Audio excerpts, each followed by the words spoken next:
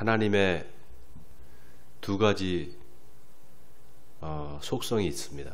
그것은 하나님은 사랑이시다 라는 것과 하나님은 공의로우시다 라는 것이죠. 그래서 하나님의 나라에 변할 수 없는 두 가지 속성이 있어요.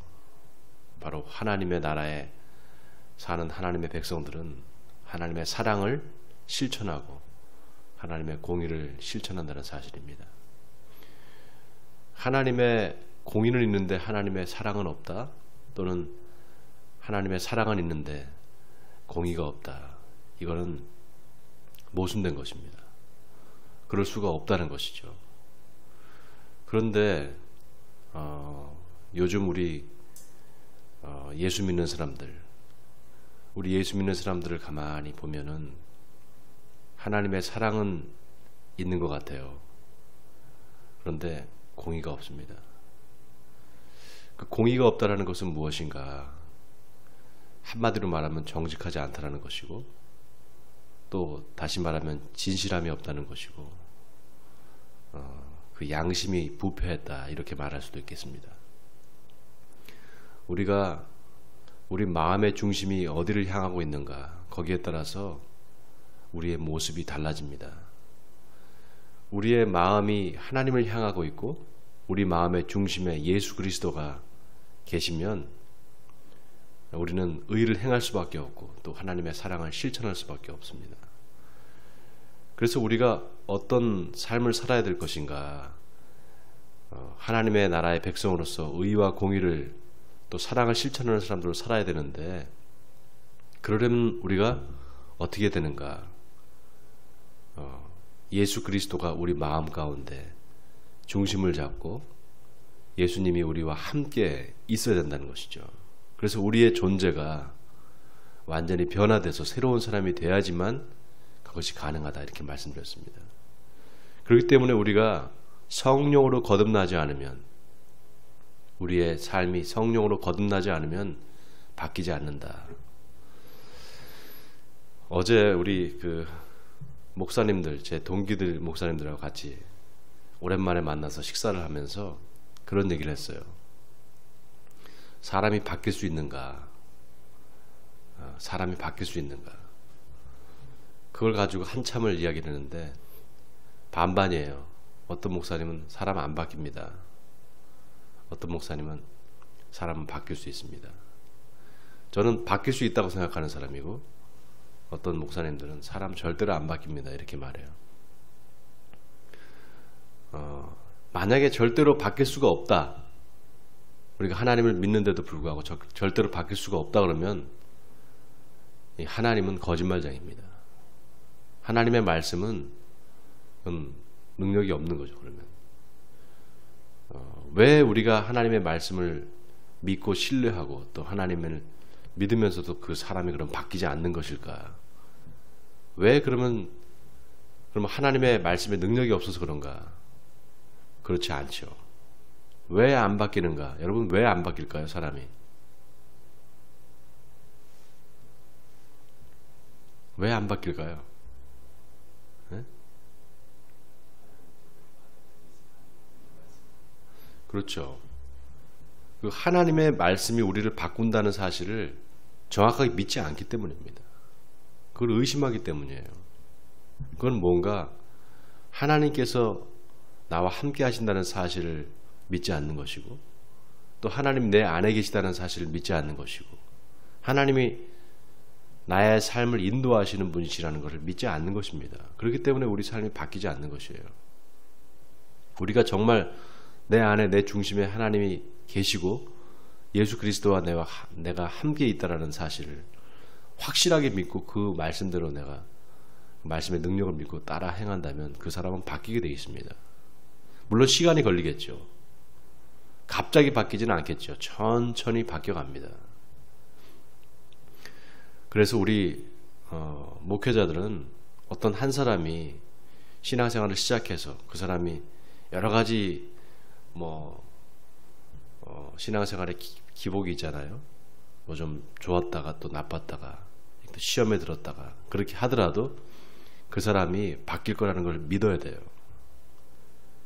우리가 누구를 위해서 기도해 주잖아요. 저 사람 좀 하나님 예수 믿게 해주세요. 그렇게 기도했단 말이죠. 그런데 그 사람이 조금 예수 믿는 것처럼 보이다가 교회를 좀 나오다가 또 안 나오고 이렇게 막 한단 말이죠. 그러다가 나가기도 하고.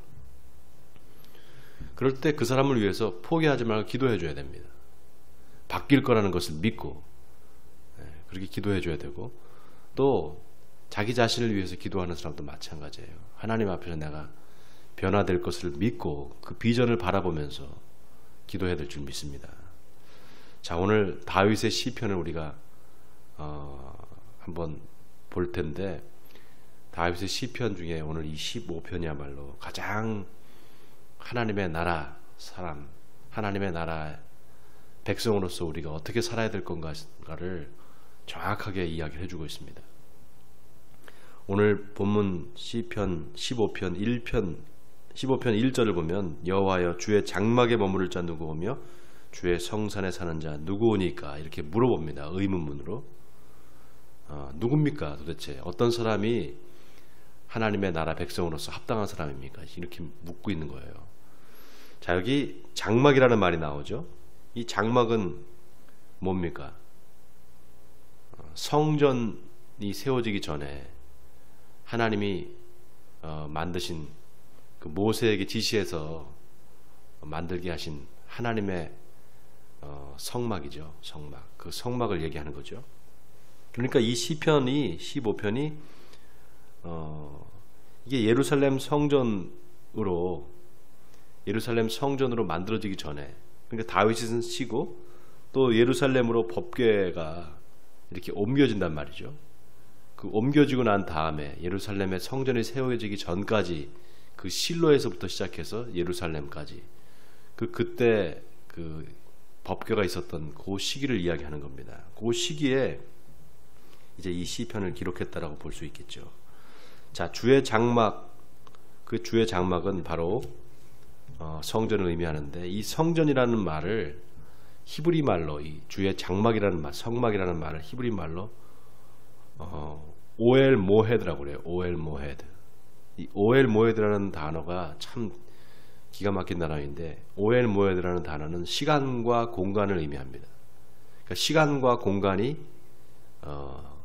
만나는 곳. 그래서 시간과 공간을 초월한 장소를 우리가 성막이다, 오엘 모헤드다 이렇게 말해요. 그러니까 이건 뭘 얘기하는가 하면 하나님께서 우리를 만나주시는 곳, 그런 뜻을 갖고 있어요. 하나님께서 우리 인간을 만나주시는 곳은 이 바로 성전이다, 이렇게 우리가 볼 수 있겠죠. 그리고 여기 성산이라고 나오죠. 성산은 뭘 의미하는가? 하나님이 계신 곳이고 하나님이 임재하시는 곳이죠. 여러분, 성막에 뭐가 있습니까? 성막에 뭐가 있어요? 성막 안에 언약궤가 있잖아요. 그 언약궤는 하나님의 임재를 상징하는 거예요. 바로 임마누엘, 하나님이 우리와 함께 하신다, 이런 뜻인단 말이죠. 그래서 우리가 하나님의 보좌 앞으로 간다, 또 하나님을 예배하러 간다. 그것은 하나님을 만나러 가는 것입니다. 주님의 임재가 있는 그곳으로 우리를 가는 것이죠. 자, 그래서 하나님의 임재가 계신 곳, 하나님을 만날 수 있는 그 성막으로 갈 수 있는 사람, 그 사람은 누군가? 바로 정직하게 행하며 공의를 실천하며 그의 마음에 진실을 말하는 사람이다. 자, 여기 정직 동그라미 치시고, 공의, 그 다음에 진실, 여기 다 동그라미 치세요. 자, 이 정직을 행하는 사람, 공의를 실천하는 사람, 그 마음에 진실을 행하는 사람. 자, 하나님의 나라에 속성이 두 가지가 있다고 그랬잖아요. 사랑과 공의다. 그 다음에 또 하나가 뭔가? 바로 양심입니다. 양심. 하나님의 공의와 사랑을 실천하기 위해서는 내 마음의 양심이 온전해져야 돼요. 그 마음에 진실이 있어야 된다는 거죠. 진실함이 없는 행함, 거짓된 행함, 그런 건 하나님께서 기뻐하시지 않습니다. 진실함이 없는 행함, 그런 게 있을 수 있을까? 여러분 생각하잖아요. 그런 행함이 얼마든지 있을 수 있습니다. 진실하지 않은 행함이라는 것이. 가짜, 거칠에만 하는 것, 겉과 속이 다른 그런 외식적인 그런 행함이 얼마든지 우리 종교 생활에 있을 수 있어요. 그래서 우리가 이 종교 생활을 하면 안 됩니다. 자꾸 우리가 이 타성해져서 종교 생활로 들어가기 시작하면 그러면 정말 대책이 없어져요. 그러니까 늘 내 자신을 돌아봐야 되는데 내 자신을 돌아보는 그 기준이 뭔가? 바로 내 안에 바로 예수 그리스도의 중심이 있는가? 그걸 항상 바라봐야 돼요. 자, 그래서 하나님의 나라의 두 가지 속성인 하나님의 사랑과 공의를 행하려면 내 마음에 진실, 내 마음에 양심이 있어야 된다는 것을 오늘 이 다윗이 이야기하고 있습니다. 자, 그 다음에 3절은 그 어떻게 구체적으로 그러면 행해야 되는 것인가?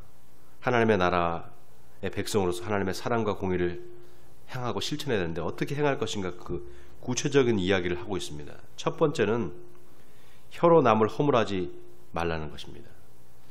지난주 제가 설교 여러분 기억하시죠?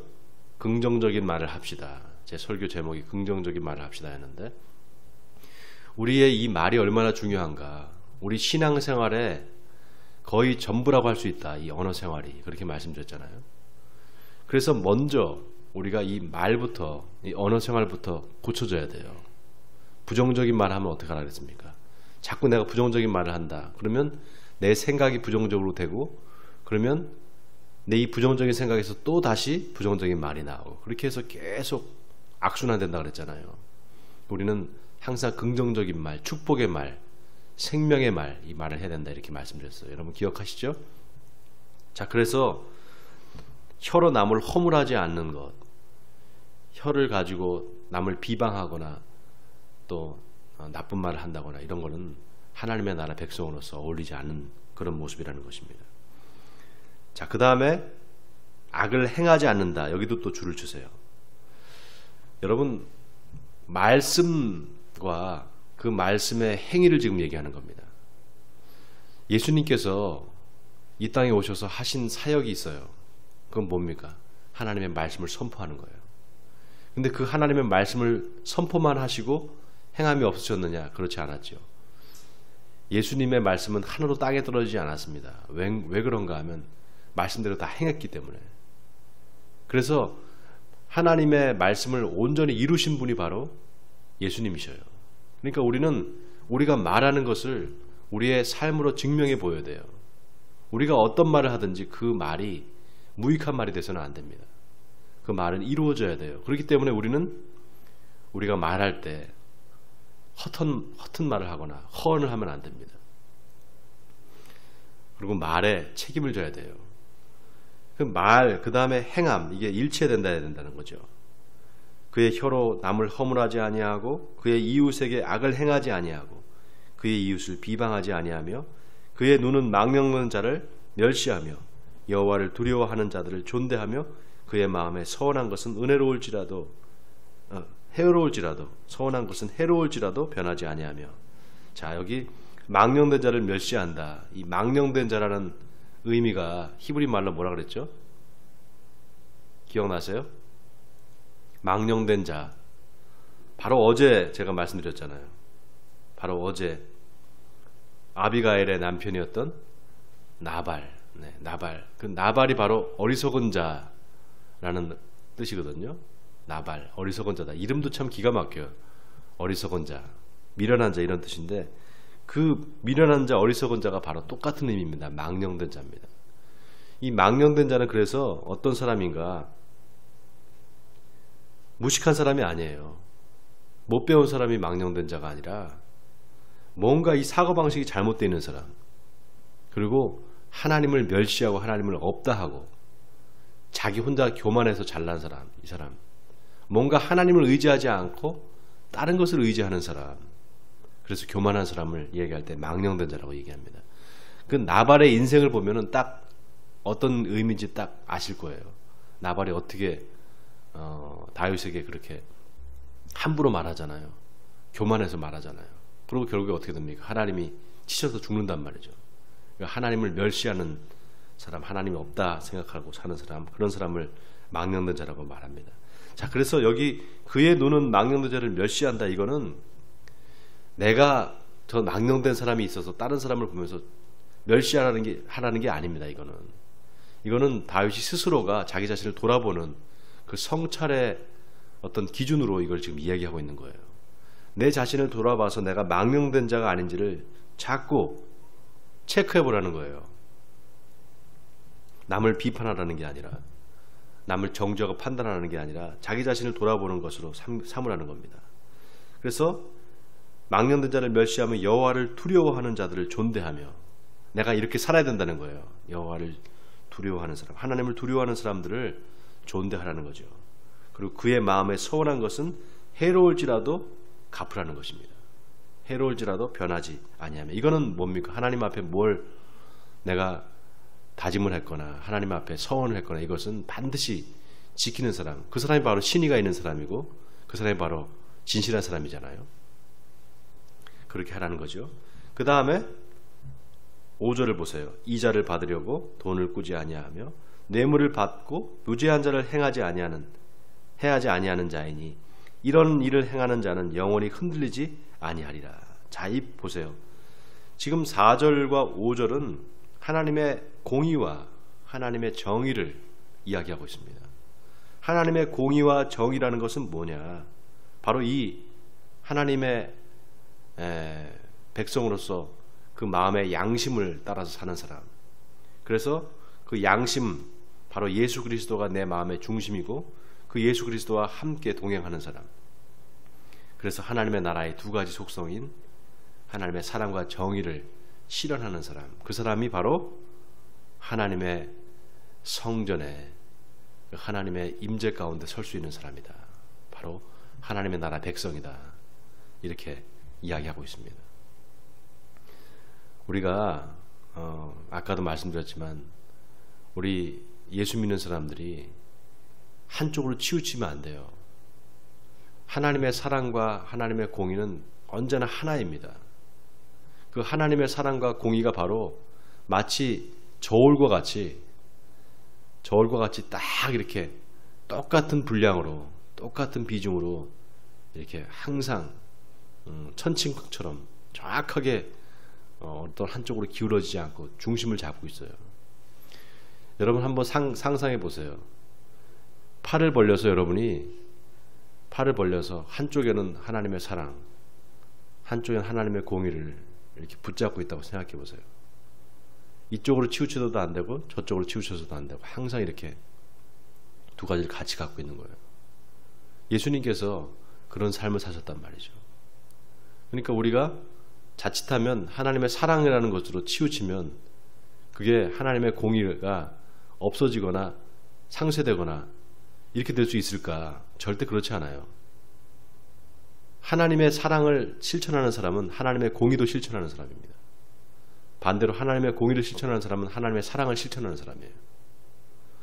우리가 착각할 수 있는 게 하나님의 공의와 사랑이 서로 이렇게 한쪽으로 비중이 치우쳐서 다른 쪽으로 이렇게 행하면 그것도 뭐 상관없는 거 아니냐. 너무 하나님의 공의를 너무 내세우면 안 되는 거 아니냐. 그래서 하나님의 사랑을 내가 실천하는데 하나님의 공의는 조금 내가 손해보고 이렇게 실천하지 않아도 되는 거 아니냐. 그게 아니라는 거예요. 하나님의 사랑과 공의는 언제나 함께 간다는 겁니다. 거기서 내 자신의 중심을 잡아야 돼요. 그리고 나의 행함의 기초를 삼아야 되는 것이죠. 네, 오늘 원하기는 오늘 이 다윗의 시편 15편을 계속해서 묵상하시기 바랍니다. 오늘 이 말씀을 계속 한번 되새겨 보세요. 그리고 나의 삶의 지표로 삼고 나는 지금 어떤 삶을 살고 있는가, 내 마음의 중심이 어디 있는가, 예수 그리스도를 향하고 있는가 점검하시고 오늘 하루도 이 말씀을 붙잡고 승리하시는 여러분 되시기를 주님의 이름으로 간절히 축원드립니다.